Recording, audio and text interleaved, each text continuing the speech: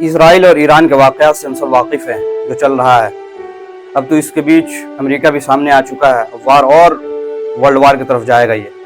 اسی بیچ غازہ کا جو حالات ہے یہ بھی کچھ صحیح نہیں ہے. ہمیں یہ لگتا ہے کہ غازہ کے حالات صحیح ہوں گے, غازہ میں اب سب نارمل ہو چکا ہوگا. یہ ہماری غلط فہمی ہے, ایسا کچھ نہیں ہے.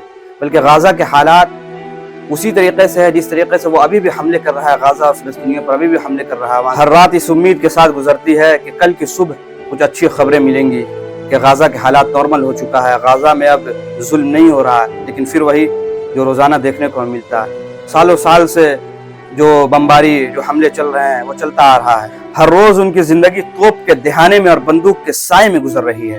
اسی پر احمد فراز کا ایک شعر ہے, پڑھتا ہوں تو کہتی ہے یہ خالق کی کتاب ہے مثل یہودی یہ سعودی بھی عذاب. اس قوم کے بارے میں کیا لکھوں فراز, کہ اس قوم کے بارے میں کیا لکھوں فراز, کعبے کی کمائی سے جو پیتے ہیں شراب. آج سالوں گزرنے کو ہے, عید بھی ہم نے منا لیا اور عید الاضحیٰ بھی ہم نے خوشی سے منایا. لیکن ان کا کیا, جن کی زندگیاں گزر گئی, جن کی گھر سے اجڑ گئے, جو گھر سے بے گھر ہو گئے, ان کا کیا؟ ہم یہ کہتے ہیں کہ ہم ان کے لیے کچھ نہیں کر سکتے, لیکن یہ غلط ہے. ہم ان کے لیے کر سکتے ہیں, بہت کچھ کر سکتے ہیں. کیا ہم ان کے لیے بائیکاٹ نہیں کر سکتے ہیں؟ اسرائیلی پروڈکٹ ہم بائیکاٹ نہیں کر سکتے ہیں؟ کیا ان کے لیے دعائیں ہم نہیں کر سکتے ہیں؟ سب کر سکتے ہیں. لیکن پھر بھی کیا ہم KFC اور میکڈونلڈ میں نہیں کھائیں گے تو ہمیں پیٹ نہیں بھرے گا؟ کیا KFC اور میکڈونلڈ کو ہم بائیکاٹ نہیں کر سکتے ہیں؟ اسرائیلی پروڈکٹ ہم بائیکاٹ نہیں کر سکتے ہیں؟ بالکل کر سکتے ہیں. کل کو قیامت کے دن ہم سے سوال کیا جائے گا.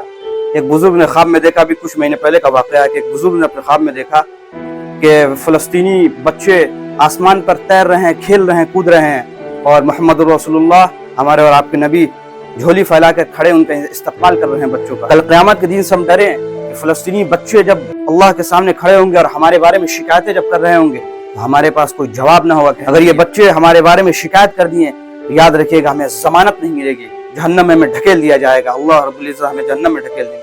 اس لیے کم سے کم بائیکاٹ ہم کریں ان کے پروڈکٹ کا, دعا کریں, نفلیں پڑھیں, تاکہ اس دن کہنے کے لیے رہے گا کہ اللہ ہمارے جو بس میں تھا وہ ہم نے کیا. بہت بہت شکریہ. السلام علیکم.